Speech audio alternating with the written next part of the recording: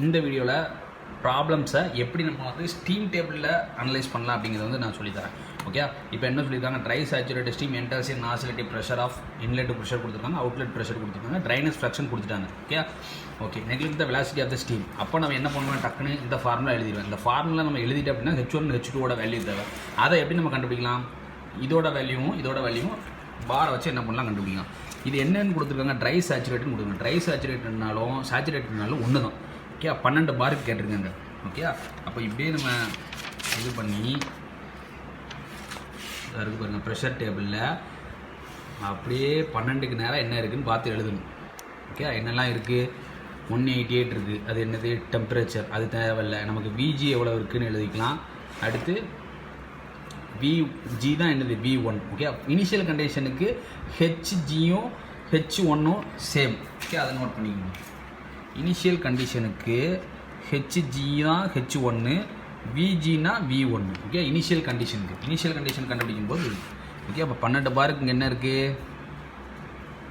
2787 இருக்குது. அது என்னது ஹெச்ஜி போட்டிருக்காங்களா, 2787.2. அடுத்து விஜி எவ்வளவு, விஜி 0.16321, 0.163 மட்டும் தான் போட்டிருக்கேன், மீட்டர் கியூப் பெர் கேஜி. இப்போது H2 கண்டுபிடிக்கிறோம், 1.5 பார். இங்கே என்ன 1.5 பாருக்கு என்ன இருக்கோ அதை என்ன பண்ண கண்டுபிடிக்கணும். 1.5 பாருக்கு எவ்வளோ இருக்குது, விஜி எவ்வளோ இருக்குது, ஹெச்எஃப்2 எவ்வளோ இருக்குது, 467.11. ஓகே, அடுத்து எவ்வளோ இருக்குது, ஹெச்எஃப்ஜி எவ்வளோ இருக்குது, 222.6. ஓகே, சின்ன டிவியேஷன் இருந்தாலும் பிரச்சனை இல்லை. 467.1 இருக்குது, இங்கே 222.6 இருக்குது. ஓகே, இதை என்ன பண்ணுறோன்னு பார்த்தீங்கன்னா, நமக்கு வந்து ட்ரைனஸ் ஃப்ராக்ஷனோட வேல்யூ தெரியும். ஓகே, ட்ரைனஸ் ஃப்ராக்ஷனோட வேல்யூ தெரியும்.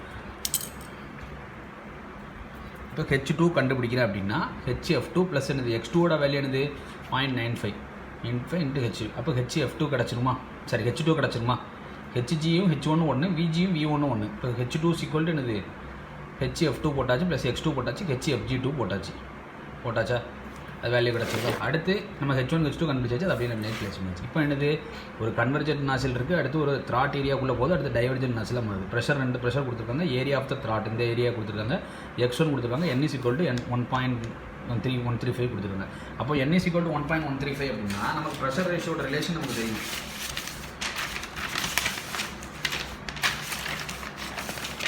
நமக்கு ப்ரெஷர் ரிலேஷனோட வேல்யூ தெரியும், 1.35னா P2/P1 = 0.5774. ஓகே, 0.5774. இங்கே வந்து P2ன்னு சொல்ல முடியாது, இது P1, இது த்ராட் ப்ரெஷர், இது என்னது P2. ஓகே, இப்படி வரும். அப்போ PT/இது இது PT/P1 = என்னது 0.5774. ஓகே, இதுலேருந்து என்ன பண்ணிக்கலாம், இதை மல்டிப்ளை பண்ணி நமக்கு என்ன கண்டுபிடிச்சிக்கலாம், PT கண்டுபிடிச்சிக்கலாம். 0.5774.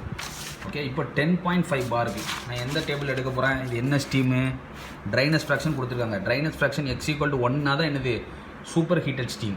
மித்தபடி ட்ரைனஸ் ஃப்ராக்ஷன் எவ்வளோ கொடுத்தாலும் அது என்னது தான் சேச்சுரேட்டட் ஸ்டீம், இல்லைனா ட்ரை சேச்சுரேட்டட் ஸ்டீம். ட்ரைனஸ்ன்னு கொடுத்தாங்க, பிரச்சனையே கிடையாது. அப்போ இந்த டேபிளில் என்ன பண்ணுவேன், சேச்சுரேட்டட் ஸ்டீம் டேபிளில் 10.5 பாருக்கு எடுப்பேன். இந்த மாதிரி பார் வந்து இன்டர்போலேஷன் மாதிரி கொடுத்துருந்தாங்க அப்படின்னா 10.5 இருக்குது, அதனால் என்ன பண்ணியாச்சு டேரெக்டாக. இப்போ ஹெச்ஜியும் ஹெச்எஃப்ஜியும் என்னது சேம், ஹெச்ஜியோட வேல்யூ என்னது 2.778. இப்போ ஹெச்எஃப்ஜி எஸ்எஃப்ஜி எல்லாத்தையும் என்ன பண்ணிங்கன்னா கண்டுபிடிச்சிக்கிறேன். அடுத்து 6.09 பார், 772 தானே 10.5க்கு 772. மேலே என்ன இருக்குது, ஹெச்எஃப்ஜி இருக்குது, ஹெச்எஃப்ஜி இருக்குது, எஸ்எஃப் இருக்குது, எஸ்எஃப்ஜி எல்லாமே இருக்குது.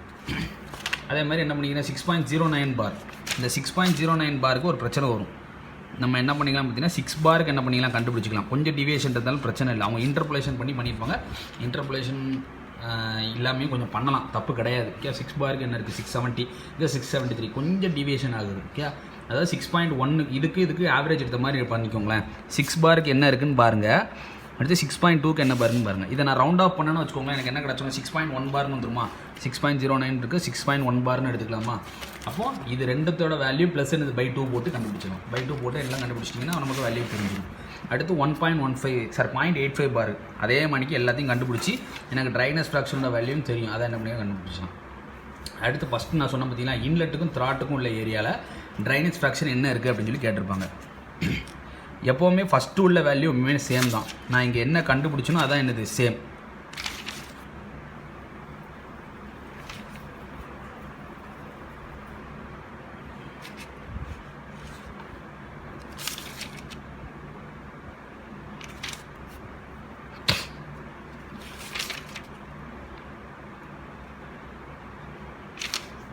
ஓகே. அடுத்து இப்போ நம்ம ஸ்டீமு இதுக்குள்ளதை கண்டுபிடிக்கணும். என்ட்ரோபி ஆஃப் த என்னது த்ராட் ஏரியாவுக்கு கண்டுபிடிக்கணும். இப்போ என்ன பண்ணணும் பார்த்தீங்கன்னா, இந்த ஒவ்வொரு வேல்யூமே இதில் போட்டு கண்டுபிடிக்கணும். இப்போ வந்து எஸ் கேட்டிருக்காங்க அப்படின்னு வச்சுக்கோங்களேன். எஸ்ஜி ப்ளஸ் எக்ஸ் இன்ட்டு என்னது எஸ்எஃப்ஜி. இந்த ஃபார்முலா போட்டு என்ட்ரோபி எவ்வளோன்னு கண்டுபிடிக்கணும். இப்போ ஹெச் கேட்டிருக்காங்க. ஏன்னா இது என்ன ஸ்டீமு? Try steam. சரி, என்ன ஸ்டீமு? சூப்பர் ஹீட்டட் ஸ்டீம் கிடையாது. அப்படின்னா என்னோட எக்ஸோட வேல்யூ வரும். ஓகே. சூப்பர் ஹீட்டட் ஸ்டீம்னா எக்ஸோட வேல்யூ என்னது? ட்ரை ஸ்டீம்னா எக்ஸோட வேல்யூ என்னது? 1 ஆயிரும். ஓகே.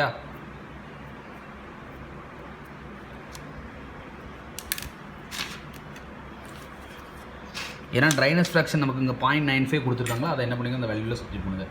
எஸ்ஜி என்னது? ஓகே. 10.5 பாருக்கு. எஸ்ஜி என்னது? 0.95.